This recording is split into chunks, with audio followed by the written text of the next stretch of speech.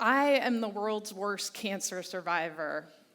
I always thought that I would be better at this. I actually thought about this. I thought, hang on, I'm going to get this going. I actually thought that I would be better at this. I thought that I would be an advocate, that I would run marathons. Well, not marathons, maybe a 5K. But I thought that I would start nonprofits and fundraise and just be the best cancer survivor I could be, because that's what I do. And everyone else seems to agree that I'm doing it wrong. Most people think that I should have quit my job and moved to Key West by now. I don't disagree. Others, even my boyfriend Corey, who loves me dearly, thinks that I should have moved into a van down by the river and spent my life doing nothing. But everyone seems to have this idea, maybe I should have become a vegan and done yoga every day. And actually, I should do that too. But what cancer taught me, and the greatest gift that cancer gave me, is that I don't have to be good, and I don't have to be right. I just have to be me, and I need to live my life. And that was the greatest gift of all that cancer gave me. My tumor announced itself boldly to the world after 10 years of hanging around. So I ended up going to, I had a stomach flu. I had about 2 days of not feeling right. I thought it was a stomach flu. And I rallied and I went to the Gridiron Show. And all the lawyers in the room will know what that is. It's a Saturday Night Live skit type experience where lawyers all write and act and perform. And I went to the show and I did what I always do in my cow suit, which is why you should come. And afterwards, we went to the after party at a Club Eclipse, and it was May of 2010. And I stood up to go to the bathroom, and I remember feeling this rush of fluid, and I thought, what's that? And then I thought, oh, I'm not going to make it, and I went down. And so people carried me outside, and they set me down on the sidewalk outside of the club, and I saw a pool of blood widening around me, and I was bleeding from my rectum. I didn't know it then. My friend Jenny Belt said it looked like someone had sliced open the back of both of my thighs. And even the EMTs looked horrified, and I learned later that's because of the cleanup they had to do. But I went to the hospital that night, and actually, this is the first time my mom's going to hear that story, because, as my cousin Felicia put it, we're editors for our parents, and we only tell them what we think they should know. And me especially, I've always been very protective of my mom, and I never wanted her to know until now, sorry, Mom, that was how I learned I had cancer. And I even didn't tell her when I got to the hospital. I spent the first 2 days trying to figure out what it was before I made that call. And I went through a blood transfusion because of the blood I had lost, and some crazy diagnoses like hemorrhoids and an ulcer. And finally, the colonoscopy 2 days later. And that's when they learned that I had a tumor, and the tumor had burst. And I finally made that call to my mom and told her they think I have cancer. And I found out that I needed surgery, and she, of course, came right away. And then I found out later, even still, that it was stage 3 colon cancer at 35.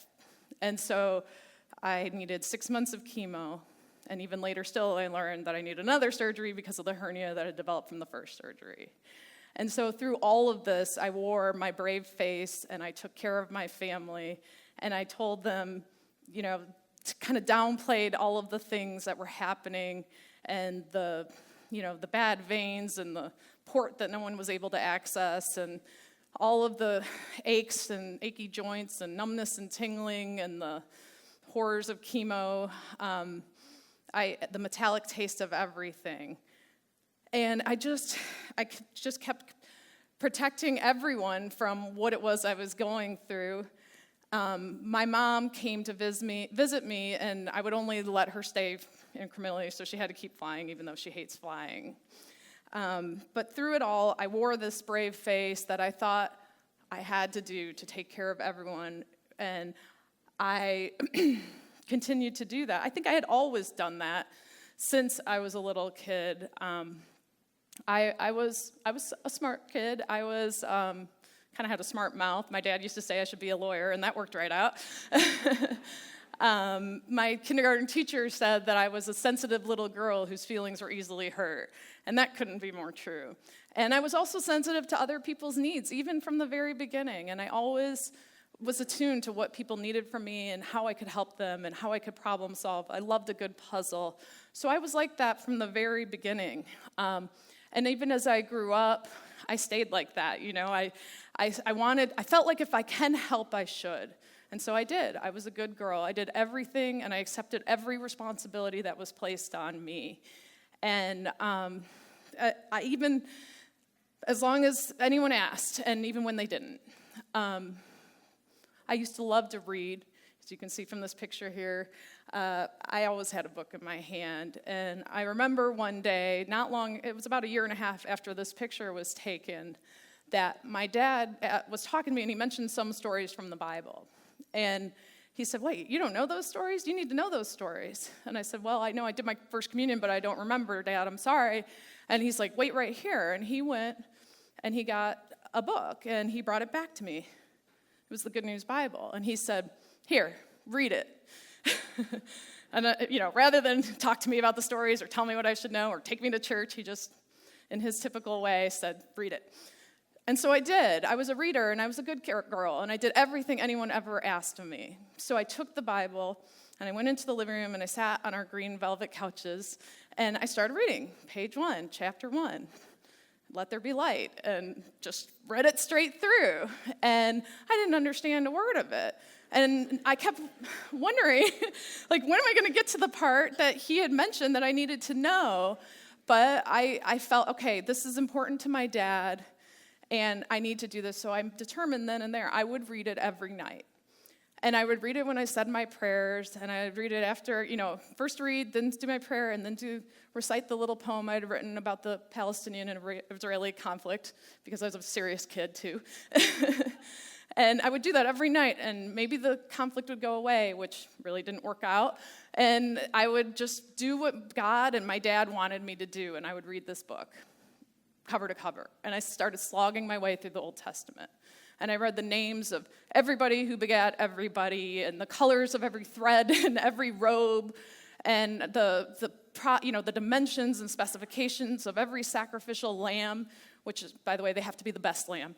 And I read it all, and I didn't understand what I was doing or why. And then Christmas vacation came, and I got lazy, and I wanted to play with my friends, and I stopped reading the Bible. And all of a sudden, Christmas is here, New Year's is here, and my dad has to go in the hospital to have his gallbladder removed.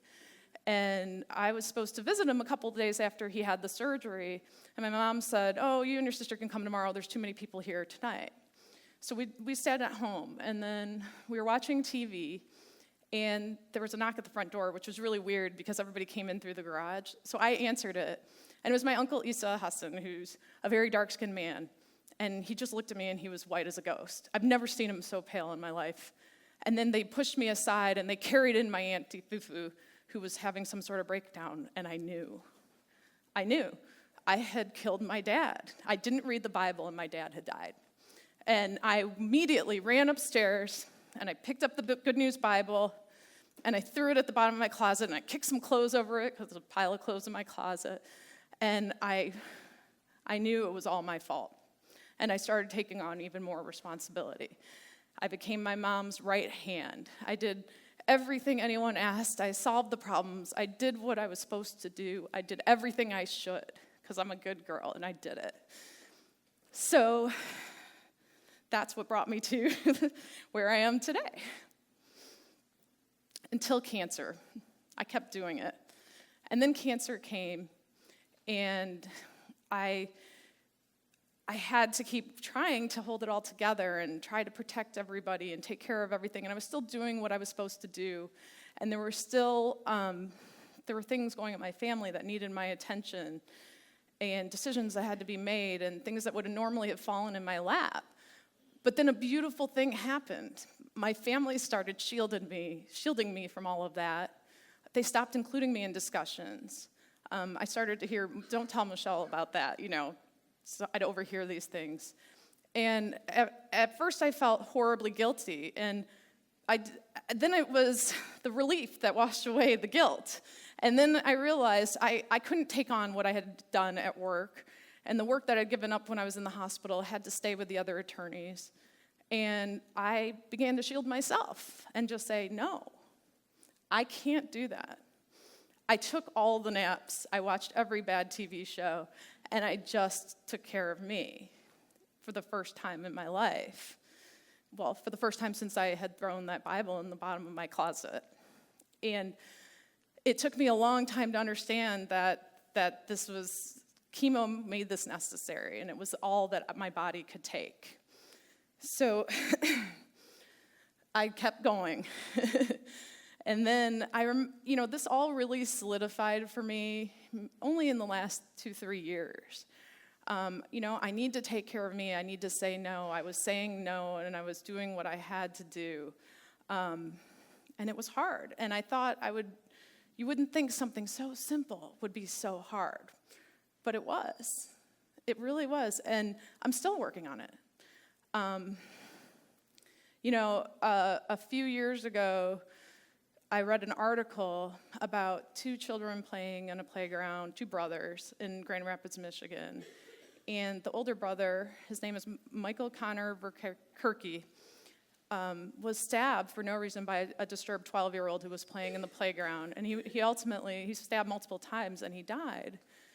And while he and his brother were waiting for the ambulance to come, he turned to his brother and he said, "If anything happens, it's not your fault. I'll love you forever." And I thought, what a gift. What a gift he just gave his brother to take away the responsibility and take the burden of that belief that he's to blame. It was the most precious gift of all. And I've been trying, ever since I read that, to give myself that gift. And it's profound, really, how simple it is. And I cry every time I read it, and I cry every time I think about it. So, but I burst into tears when I read it because it so resonated with what I needed to hear and what I need to tell myself now, that it is not my fault and I'm not responsible. So I keep working at this process, and those of you who know me know that I'm really not there yet. I'll think I have it, and I'm taking care of me, and I'm putting myself first, and then I go home to where I grew up, and somewhere in Northville, Michigan, there's a Mechelle-shaped mold that I always jump right into, and it fits really snug and cozy, and I put on all those same responsibilities and those same duties, and I take all the blame, and I mediate the disputes, and I accept the blame for everything, and I apologize again, and then I come back to Toledo, and I feel the weight of that, the exhaustion, and it's got that tinge of that chemo weariness that never goes away, that a nap won't cure. And I try to start all over again with the guilt and then the relief, and I remember what it is that I survived and why I survived it, and I remember what it is I'm fighting for and why I deserve the gift that Connor gave his brother, and I deserve to give it to me, and why it's so worth it to be the worst cancer survivor ever. Thank you.